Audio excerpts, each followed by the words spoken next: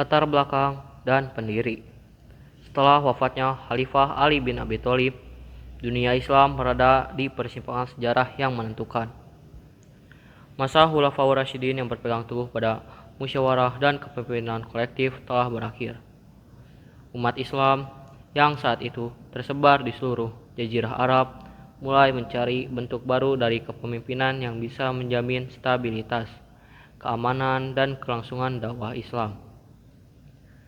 Di tengah situasi yang penuh gejolak itu, muncul sosok Muawiyah bin Abu Sufyan. Ia adalah gubernur Syam yang dikenal memiliki kepiawaian dalam diplomasi dan strategi politik. Tidak hanya seorang pemimpin militer yang tangguh, Muawiyah juga dikenal cermat membaca keadaan. Ia membangun basis kekuatan dari Damaskus dan dengan dukungan loyalisnya serta stabilitas wilayah Syam, ia mendirikan Daulah Umayyah, dinasti Islam pertama yang bersifat monarki. Muawiyah bukan hanya sekedar penguasa, ia adalah perancang sistem pemerintahan baru dalam dunia Islam. Kepemimpinannya menjadi titik awal transisi dari kekhalifahan yang berbasis syura menjadi sistem monarki turun-temurun.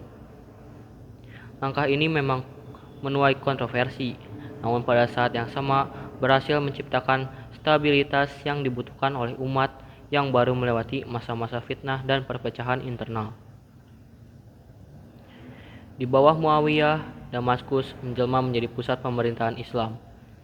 Ia menata ulang administrasi, memperkuat militer, dan memastikan jalannya roda pemerintahan dengan tegas namun teratur. Inilah awal mula bangkitnya Daulah Umayyah, sebuah kekuatan baru yang akan mengukir sejarah panjang dalam peradaban Islam, baik dengan pencapaiannya yang gemilang maupun tantangannya yang kelak dihadapinya. Masa kejayaan dan perluasan wilayah. Masa keemasan Daulah Umayyah dimulai pada pemerintahan Abdul Malik bin Marwan dan mencapai puncaknya di bawah putranya Al-Walid bin Abdul Malik. Dalam periode ini, ekspansi wilayah Islam terjadi besar-besaran. Tentara Islam bergerak ke barat dan timur, membawa bendera tauhid dan keadilan ke berbagai penjuru dunia. Di barat, pasukan Tariq bin Ziyad menyeberangi Selat Gibraltar dan membuka jalan menuju Andalusia. Di timur, wilayah Transylvania, Sind, dan beberapa bagian India berada di bawah pengaruh Islam. Dengan kekuatan militer yang disiplin, strategi yang matang, dan semangat jihad yang kuat, Daulah Umayyah berhasil menjadi kekuatan global yang ditakuti sekaligus disegani. Namun, ekspansi ini tidak hanya soal perang. Mereka juga membawa peradaban, pembangunan infrastruktur seperti jalan, pos, jembatan, dan saluran air ditingkatkan. Kota-kota besar menjadi pusat perdagangan dan ilmu. Masjid-masjid megah berdiri sebagai pusat ibadah dan pendidikan. Masjid Umayyah di Damaskus dan Masjid Al-Aqsa di Yerusalem menjadi bukti nyata kejayaan arsitektur Islam pada masa itu. Khalifah Al-Walid dikenal gemar membangun. Di masanya, rumah sakit dibangun dan layanan sosial diperkenalkan. Daulah Umayyah bukan hanya penguasa militer, tetapi juga pengelola peradaban yang visioner. Sistem pemerintahan dan inovasi. Salah satu langkah revolusioner yang diambil Abdul Malik bin Marwan adalah menetapkan bahasa Arab sebagai bahasa resmi administrasi negara. Ini adalah kebijakan penting yang menyatukan berbagai suku dan bangsa dalam kekhalifahan yang luas. Bahasa Arab tidak hanya menjadi alat komunikasi, tetapi juga simbol identitas Islam. Selain itu, Abdul Malik mencetak mata uang Islam sendiri, dinar emas dan dirham perak, dengan kaligrafi Arab, menggantikan koin-koin Romawi dan Persia. Langkah ini menunjukkan kemandirian ekonomi dan kematangan sebuah negara berdaulat. Sistem birokrasi diperkuat. Jabatan-jabatan administrasi diisi oleh orang-orang terlatih.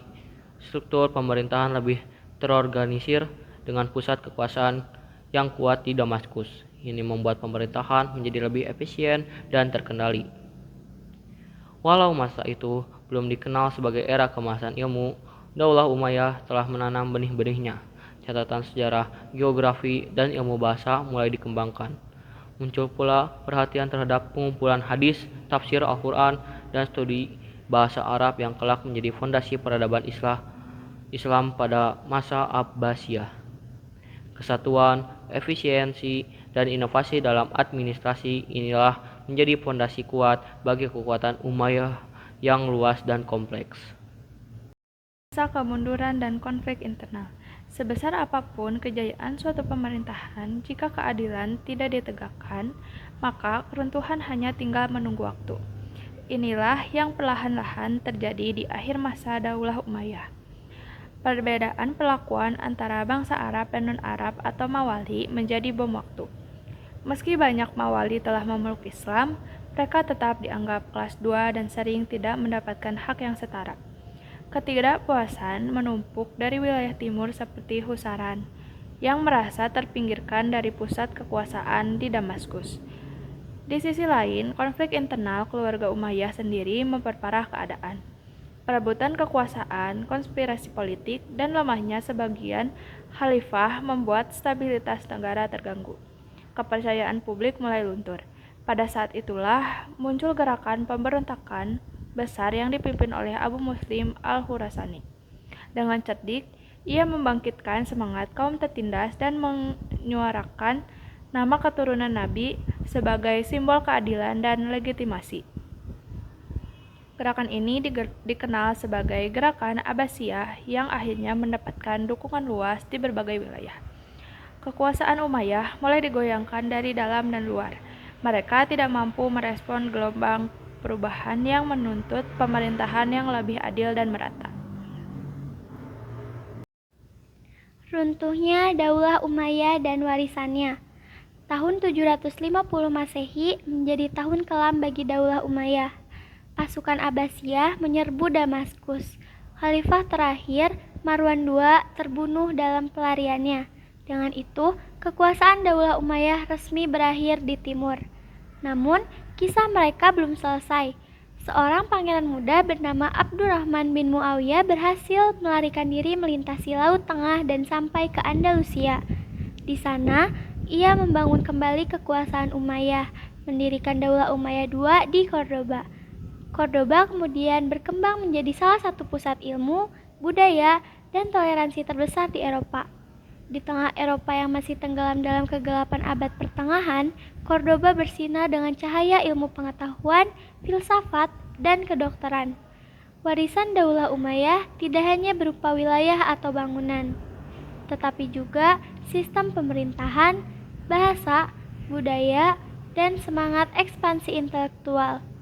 Meskipun mereka telah tumbang, jejak mereka tetap hidup dalam sejarah dunia Islam dan peradaban manusia.